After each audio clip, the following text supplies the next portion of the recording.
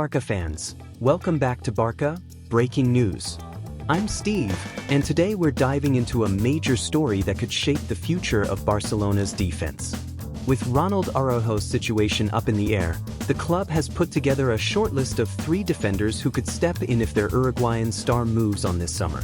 We're going to look at who's on that list, what each player would bring to the team, how they'd fit into Hansi Flick's system, and what this all means for Barca's transfer plans.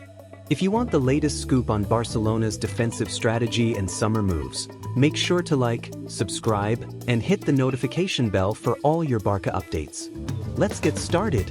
First off, what's happening with Ronald Araújo? He's been a key figure in Barca's backline, a leader and a fan favorite. But as we approach the summer of 2025, his future is uncertain. Contract talks haven't progressed, and with 2 years left on his deal, some of Europe's biggest clubs, like Manchester United, Chelsea, and Bayern Munich, are circling. With Barcelona still under financial pressure, a big money offer could force the club to consider selling. That's why Deco and Hansi Flick are already preparing for what comes next.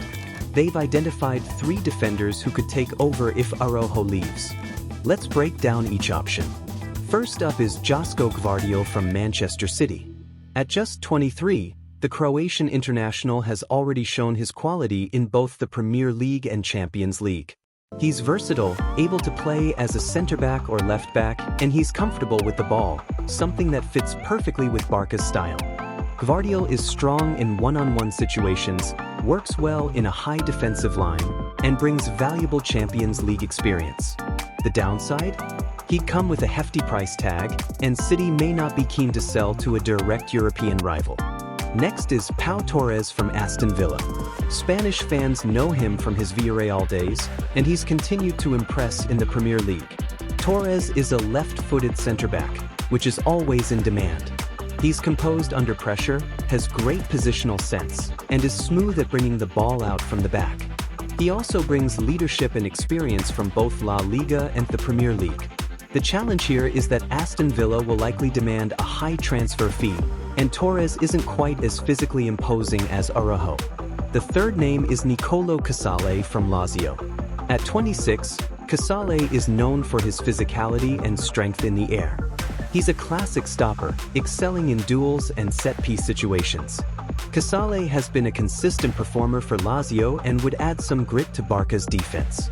He's dominant in the air, aggressive in tackles, and reliable in high-pressure games. The main question is whether he can adapt to Barcelona's ball-playing demands, as he hasn't played outside Italy yet.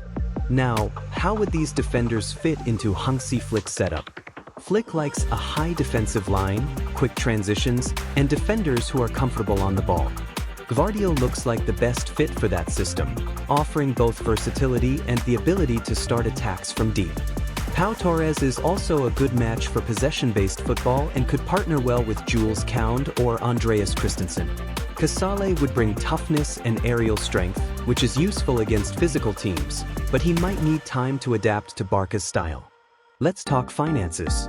Barcelona's budget is still tight, with La Liga's salary cap and UEFA's financial fair play rules in effect. Any big signing will require careful planning, likely involving player sales or creative payment structures. If Araújo is sold, Barca could bring in upwards of 80 million euros, which would help, but they'll need to weigh that against other squad needs, like a new winger or midfield reinforcements. There are other defenders being watched too.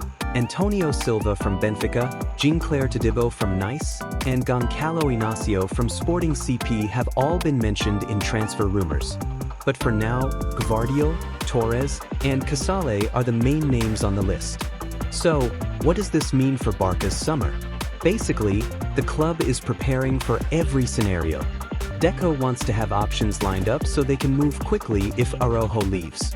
That also means other transfers, like for a winger, might be put on hold until the centre-back situation is sorted. What should fans watch for next?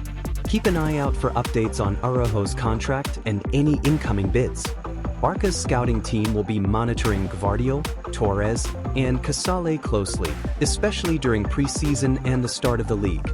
If Araújo is sold, expect Barcelona to move swiftly for one of these defenders.